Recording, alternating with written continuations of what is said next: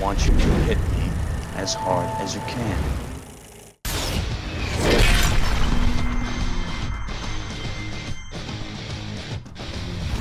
Hello, it's your host Nikki here with the second episode of Fearless Femmes.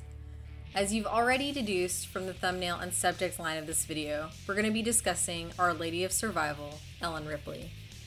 Yes, your screams into the void were heard, and here we are. Time to talk about one of the best, if not the best, film heroine of all time.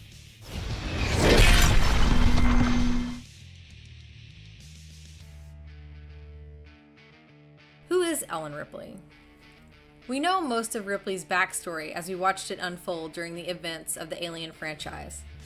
A stranger to Earth, Ellen Louise Ripley was born on January 7, 2092, on the Olympia colony of Luna. As a child, Ripley spent time in the lunar quarantine facility during the XMB outbreak. After 16 years in quarantine, Ripley is released and attends Evansburg Academy. She later graduates at the top of the class and is recruited by Weyland-Yutani's officer training program. In regards to the creating of the character, Dan O'Bannon and Ronald Schusett's script was initially all generic males. In the original script, Ripley's character seems to be what would have been Martin Robbie, an executive officer who is described as cautious but intelligent, a survivor. As it was being floated that Robbie could be a Ripley, O'Bannon was not 100% convinced. His opinion was that a pretty woman in horror films was already a cliche. It wasn't until after Ridley Scott became director, plus input from the studio, as well as the writers in charge of the 8 revisions, Walter Hill and David Giller, that Ripley finally became a woman. Ridley Scott said he never gave thought to gender bending the character, had a moment to himself, then agreed it would give a fresh direction.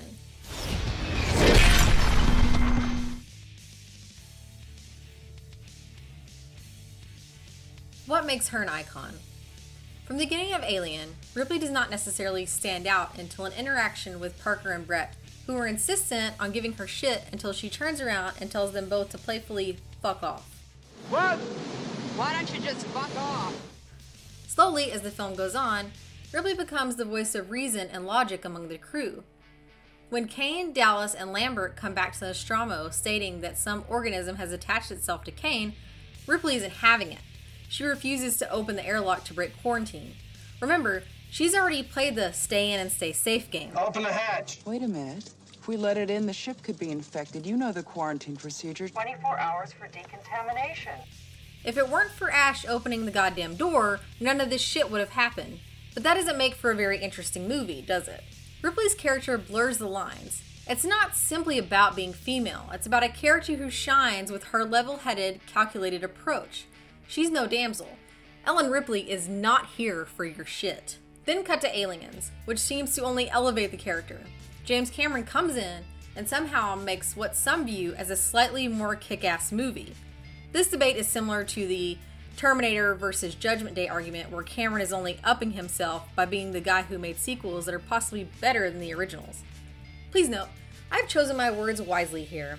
I will leave you to debate that amongst one another.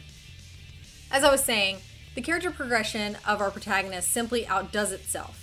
Ripley has gone through this seriously traumatic event and somehow kept her cool. She does have her moments of vulnerability which dip in and out, but she never dwells in it. After learning that 57 years have gone by, and in that time her daughter grew up and passed away, Ripley goes into a hearing and never skips a beat. In fact, she delivers one of the most memorable lines. Did IQs just drop sharply while I was away?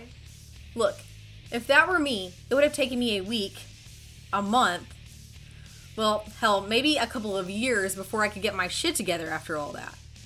Then she agrees to sign up for possibly the same experience all over again. But what's left to lose at this point? Let's eliminate those motherfuckers once and for all, hopefully.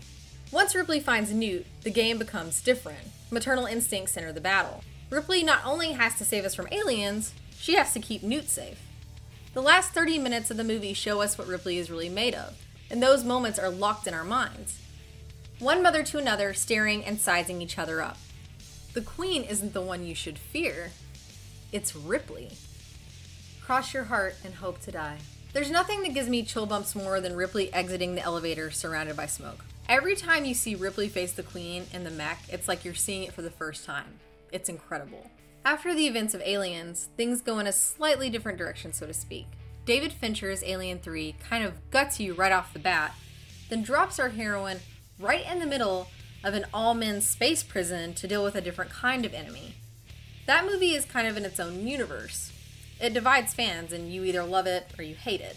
Alien Resurrection has Winona Ryder, Ron Perlman, and that one moment where Ripley sinks the basket, and it's only made cooler because you know after practicing it for 2 weeks off set, she got it on the first take. Resurrection involves Ripley's clone, and the dialogue makes you feel awkward, and you just watch it and you wish she would have got something better. None of this, however, takes away from the character or what she means to legions of fans.